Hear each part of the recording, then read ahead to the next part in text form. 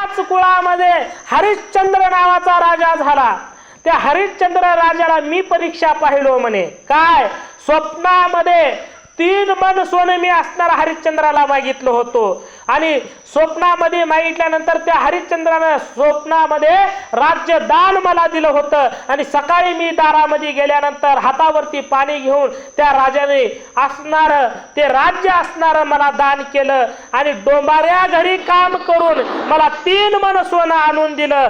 तो असणारा महान राजा तुझ्या कुळामध्ये राजा हरिश्चंद्र झाला आणि त्या कुळाला तू डाग लावणार आहेस राजा दशरथा, असं तो विश्वामित्र ऋषी राजा दशरथाला बोलू लागलेले आहेत। वंशी तू जन्मोनी कैसे असत्य केले वचन, सूर्यवंशीची दूषण तुझुनी पूर्ण लागले। अरे त्याच वंशामध्ये तुझा जन्म झालेला आहे आणि त्या वंशामध्ये तुझा जन्म होऊन तू असणारा कुळाला डाग लावणार आहे दशरथा, असं विश्वामित्र ऋषी राजा दशरथाला बोलू लागलेले आहेत। हेची वंशी शिबिराव आपणा कोपत पक्षेच्या समस्यामान, आपुले मास कोणी पूर्ण मिठे वचन न करीत। अरे याच